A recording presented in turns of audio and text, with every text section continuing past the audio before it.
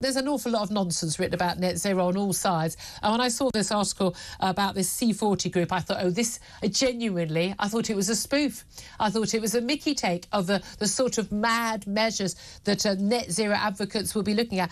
But genuinely, this is a radical vision of the net zero future actually being advocated. These are the sort of policies that city mayors and governments could bring in, which would help bring down global emissions and bring us down to hit net zero targets by 2020, and would genuinely involve the radical move: abolition of private vehicles, no meat and dairy consumption, new items of clothing being rationed to 3 per year, and a restriction on short-haul return flights to 1 every 3 years, slashing the use of steel and cement in construction, so basically building everything from wood wherever you can, and the like. Now, I mean, what did you make when you saw this? Well, like you, I thought it was a Mickey take, but no, these people are actually very serious. I'd love to see the makeup of these 96 mayors from around the world. I would guess, Julia, they're probably rather left-leaning. No.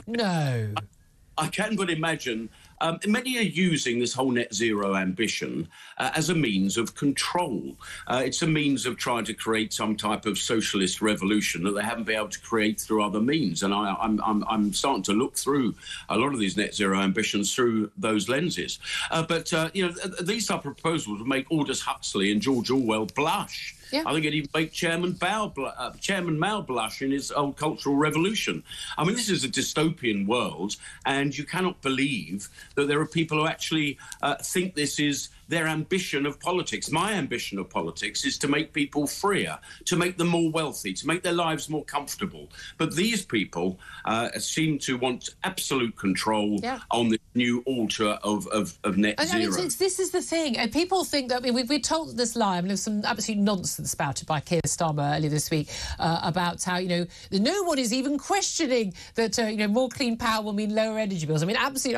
Literally no one is suggesting that is the case. Who knows anything about these issues? But when we look at the net zero targets, people are under some illusion that, it's going to mean just some fiddling around with energy, and you might need to have a heat pump, you might need to have an electric car.